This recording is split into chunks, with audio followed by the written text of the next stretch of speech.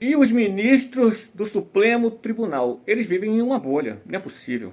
Eles estão ameaçando, sério, eles estão ameaçando o governo americano.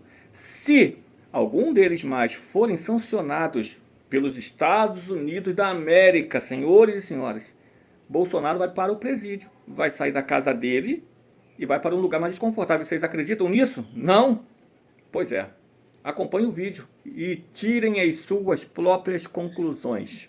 Que situação patética dos ministros acharem que vão chantagear o presidente americano Donald Trump, o governo americano, diante da ameaça de transferência do ex-presidente Jair Bolsonaro da sua casa, ele que está preso domiciliarmente, para o presídio da Papuda.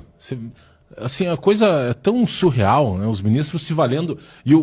Quem falou muito bem dessa situação foi o Martin DeLuca, presidente de Donald Trump, né, nosso convidado aqui várias vezes, no Sem Rodeios, e ele comparando essa ameaça do ministro Alexandre de Moraes, saiu ontem na imprensa, né, ele dando recado, eles se valem tanto da imprensa, né, como assessoria de imprensa, e dando recadinhos ali por meio de jornalistas que frequentam os bastidores do poder em Brasília, e o Martin DeLuca falou, olha, essa situação em que ele condiciona eventual transferência do presidente Bolsonaro para o presídio da Papuda lembra muito a questão de um refém.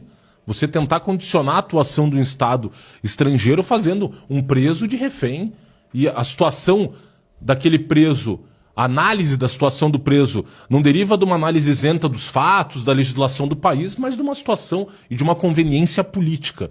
Esse é o grau de surrealismo que nós temos vivendo no nosso país, em que os ministros do Supremo Tribunal Federal se comportam como atores políticos.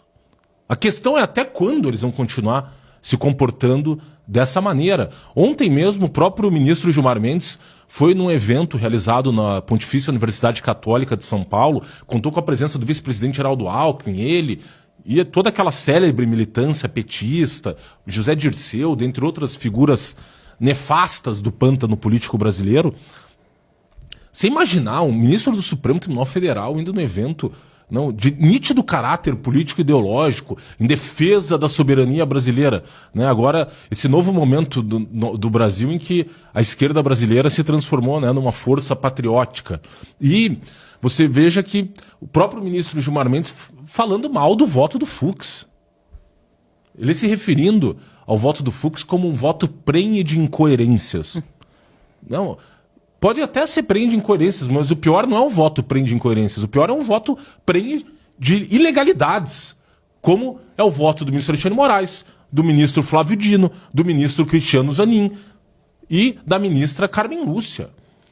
E você veja o quanto o Supremo Tribunal Federal ficou incomodado com o voto do ministro Luiz Fux, porque o voto do Fux escancara, como falamos aqui na semana passada, o caráter político persecutório desse processo contra o ex-presidente Jair Bolsonaro e os réus ali daquele núcleo crucial da suposta trama golpista.